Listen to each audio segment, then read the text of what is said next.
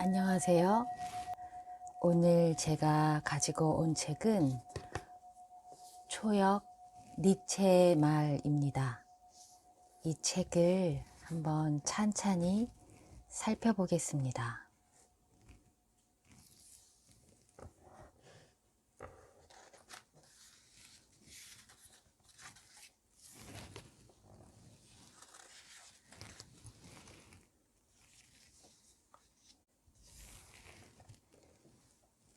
니체라는 괴짜 철학자.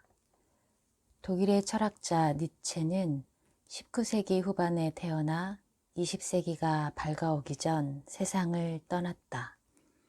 24세에 스위스 바젤 대학의 교수가 되었지만 교직에 몸담는 것은 불과 10년 남짓으로 그 이후 요양을 위해 유럽 각지를 여행하며 독특한 저술과 사색을 이어갔다. 니체의 저작 가운데 세상에 가장 널리 알려진 것은 짜라투스트라는 이렇게 말했다일 것이다. 이 책의 제목을 모르는 사람이라도 리하르드 스트라우스가 작곡한 짜라투스트라는 이렇게 말했다의 선율은 들어본 적이 있을 것이다. 이 곡은 영화 2001년 스페이스 오디세이의 주제곡으로 사용되기도 했다. 니체는 철학자이기는 했지만 난해하고 추상적인 모든 문제에 대해 사색하며 그 이론을 풀어냈던 사람은 아니다. 그는 당시의 기독교적 도덕을 지나치게 내세적이라 비판하고 이 세상에 있어 가장 중요한 것은 무엇보다도 진리나 선, 도덕임을 강하게 주장했다. 결국 현대라는 시대를 살아가는 인간을 위한 철학을 피력한 것이다. 니체의 이름이 전 세계에 알려지고 현재까지도 회자되는 이유는 그의 날카로운 통찰력 때문이다. 핵심을 찌르는 듯 날카로운 시점, 강인한 생기, 불굴의 영혼, 보다 높은 곳을 향해 나아가려는 굳은 의지가 참신하고 짧은 명문장 안에 고스란히 담겨 있기에 그의 말은 오늘까지도 수많은 사람들의 귀를 젖히고 마음 깊이 아로 새겨지고 있다. 그리고 그러한 특징은 주로 짧은 경고와 산문체의 글 토막에서 더욱 강력히 발휘된다. 이 책에서는 니체의 명언 가운데 우리 현대인의 이성과 감성을 흔들며 때로는 위로가, 때로는 매서운 질타가 되는 주옥 같은 글을 선별하여 편찬하였다.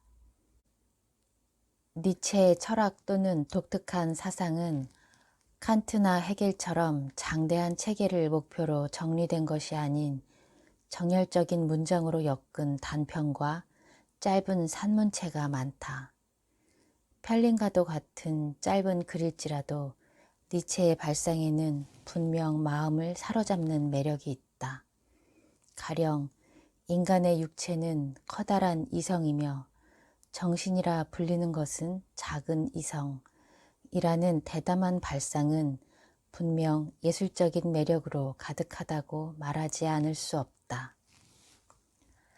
칸트처럼 올곧은 철학자라면 자신의 설에 이유를 설명하고 철학의 골자로 삼았겠지만 니체는 그 같은 발상을 아무렇지 않게 던져버렸다. 그런 점에서 보면 니체는 철학자라기보다 예술가에 가깝다고 말할 수 있을 것이다. 이전부터 니체에 대한 유언비어나 오해는 적지 않았다. 니체의 사상적 토대가 되었다거나 니힐리즘의 철학을 세계에 퍼뜨렸다. 반유태주의였다 등의 낭설이 그것이다. 니체의 사상이 히틀러나 나치즘에 영향을 미쳤다는 오해는 근거 없는 악질적인 소문이다.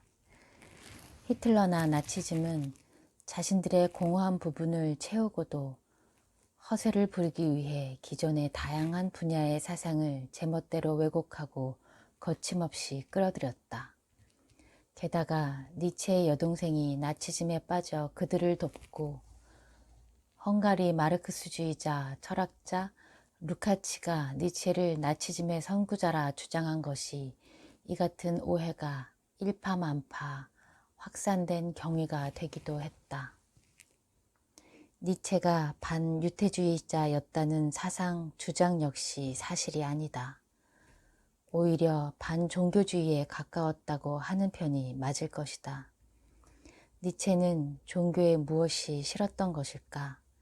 대개 종교라는 것은 한결같이 피한, 즉 신이나 사후세계, 무한성에서 도덕의 잣대를 구하고자 했기 때문이다. 그러나 니체는 피안이 아닌 지금 이 세상을 살고 있는 인간을 위한 도덕이 필요하다고 생각했다. 그리하여 니체의 사상은 삶의 철학이라 불리고 있다. 니체는 니힐리즘 철학자가 아니다. 오히려 니힐리즘을 비판하는 것이 니체였다. 니힐리즘이라는 용어는 허무주의로 번역되는 경우가 많다. 니힐은 라틴어로 무라는 의미로 절대 가치와 진리 따윈 없다는 입장을 취하는 것이 니힐리즘이다. 현대는 가치의 상대화에 의해 절대 가치는 존재하지 않는 상태이기에 니힐리즘의 시대라고 말할 수 있다. 그러나 현실적으로 현대인의 절대 가치는 돈과 이윤이다. 인간이란 어디에서든 절대 가치를 발견하지 않으면 견딜 수 없을 만큼 불안한 존재다.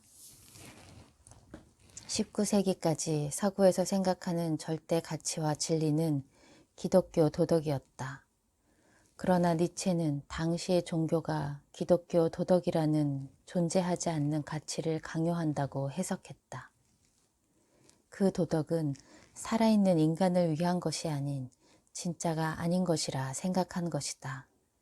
그렇다면 근대의 돈과 이유는 현대의 새로운 절대 가치일까?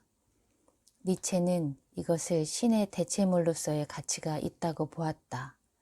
결국 니힐리즘에서 도망치기 위한 새로운 니힐리즘이라 비판했던 것이다. 니체는 자라투스트라는 이렇게 말했다 해서 우리들은 영원한 무 가운데 떠돌고 있는 것이 아닌가? 라고 말했다. 또한 유교를 한데 엮은 권력의 의지에서는 지금의 도덕에 대한 의문이 세계를 석권하게 될 것이라 말했다. 흡사 현대의 상황을 예언하고 있지 않은가? 니체의 철학은 결코 어렵지 않다. 조금만 읽어봐도 온몸을 신경을 고추 세우는 흥분을 느낄 것이다. 니체의 문장이 당신을 흥분시키는 것이 아니라 당신 스스로의 이성으로 사고한다는 생생한 체험을 통해 스스로 자극과 영감을 받기 때문이다. 거기에 니체의 가장 큰 매력이 있다. 1. 자신에 대하여 2. 기쁨에 대하여 3. 삶에 대하여 마음에 대하여 5. 친구에 대하여 6. 세상에 대하여 7. 인간에 대하여 8. 사랑에 대하여 9. 지성에 대하여 10. 아름다움에 대하여 1. 자신에 대하여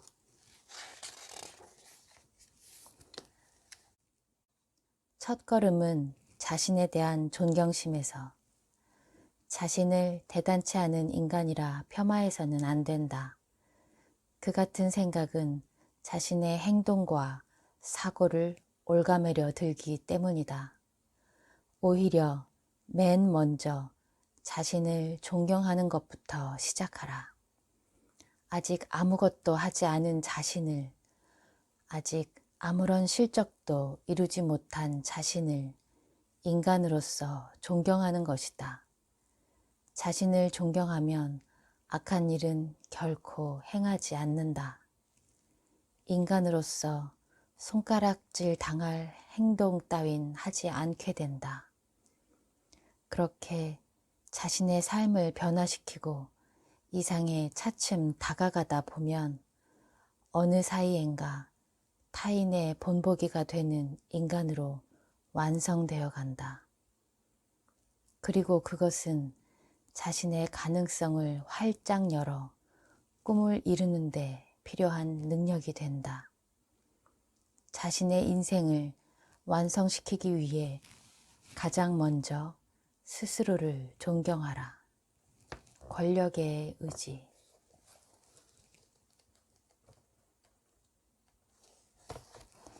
기쁨에 대하여. 여전히 기쁨은 부족하다. 더 기뻐하라. 사소한 일이라도 한껏 기뻐하라. 기뻐하면 기분이 좋아질 뿐만 아니라 몸의 면역력도 강화된다.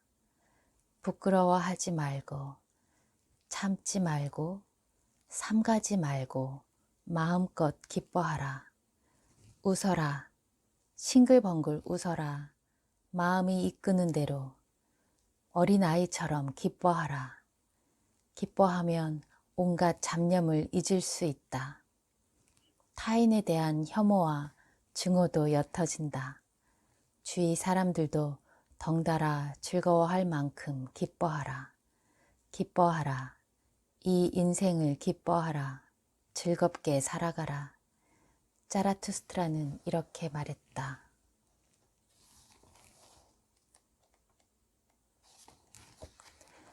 삶에 대하여. 시작하기에 시작된다. 모든 것의 시작은 위험하다. 그러나 무엇을 막론하고 시작하지 않으면 아무것도 시작되지 않는다. 인간적인, 너무나 인간적인.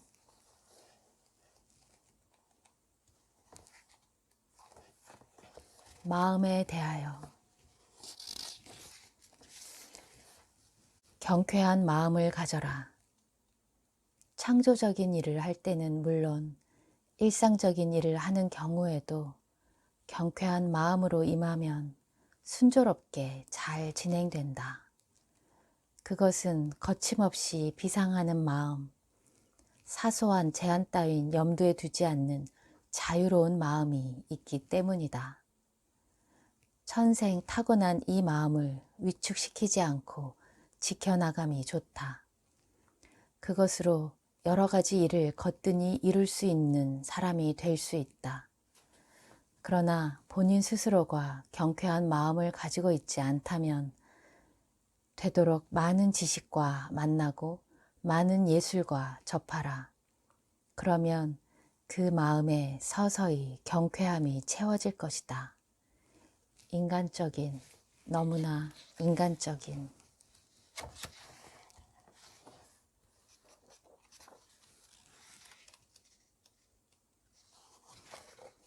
친구에 대하여. 친구를 만드는 법. 함께 고통스러워하는 것이 아니라 함께 즐거워해야 한다. 그러면 친구를 만들 수 있다. 그러나 질투와 자만은 친구를 잃게 만들기에 경계해야 한다. 인간적인, 너무나 인간적인. 세상에 대하여. 세상을 초월하여 살라. 세상에 존재하면서 이 세상을 초월하여 살아라. 세상을 초월하여 산다는 것은 우선 자신의 마음과 감정이 시도 때도 없이 작용하여 이쪽 저쪽 움직이지 않는 것이다. 정동에 휘둘리라는 것이 아닌 정동이라는 말에 올라타 능숙하게 그것을 다루는 것이다. 이것이 가능해지면 세계와 시대의 흐름, 변화에 휘둘리지 않는다. 그리고 확고한 자신을 가지고 강인하게 살아갈 수 있게 된다. 선악을 넘어서.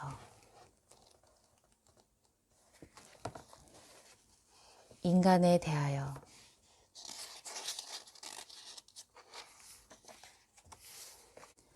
상대의 심리를 알고 전하라. 누군가에게 어떠한 소식을 전할 때에는 요령이 있다.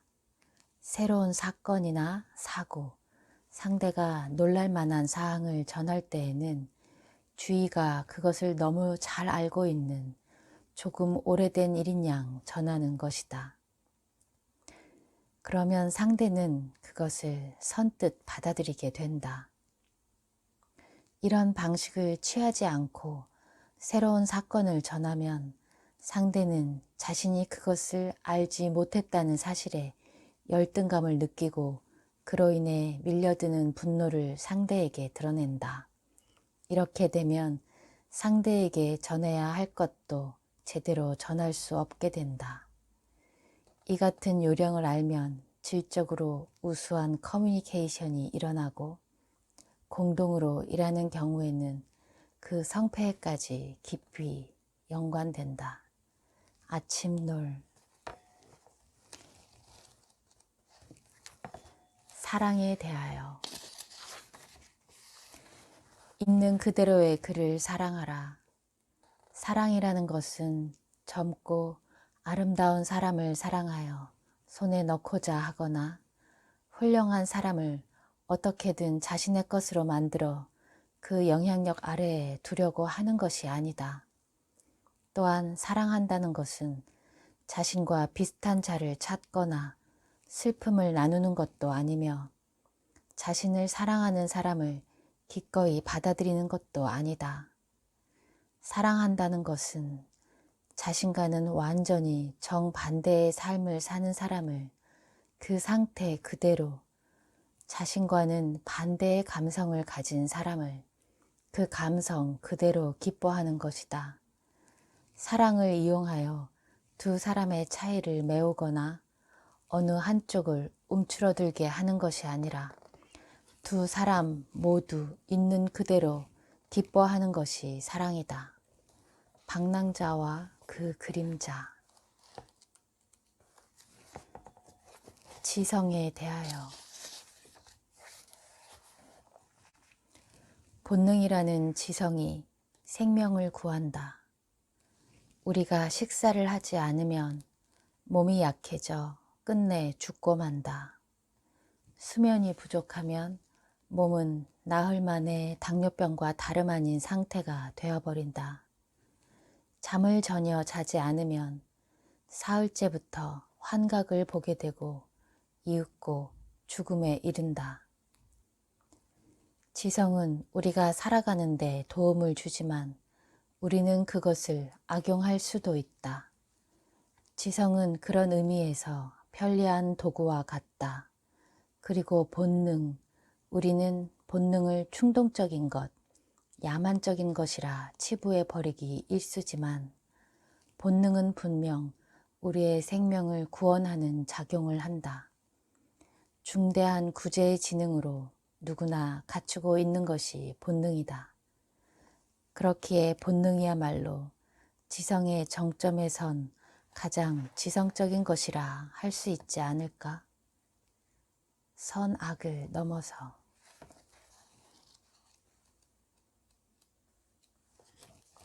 아름다움에 대하여. 이상과 꿈을 버리지 마라. 이상을 버리지 마라. 자신의 영혼 속에 있는 영웅을 버리지 마라. 누구나 높은 것을 목표로 한 이상과 꿈을 가지고 있다.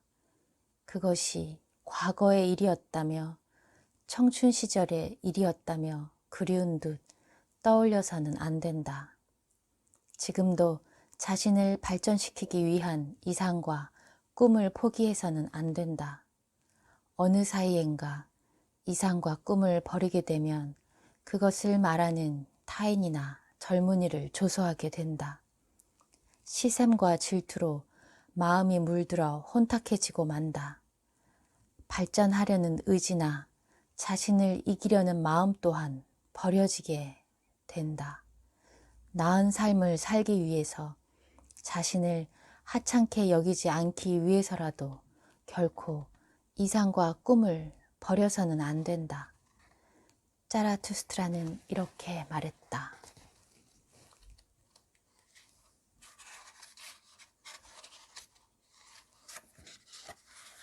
마지막, 오직 자신만이 증인인 시련. 자신에게 시련을 주어라. 아무도 모르는 오직 증인이라고는 자신뿐인 시련을, 이를테면 그 누구의 눈에도 띄지 않는 곳에서 정직하게 산다. 혼자 있는 경우라도 예의 바르게 행동한다. 자기 자신에게조차 티끌만큼의 거짓말도 하지 않는다.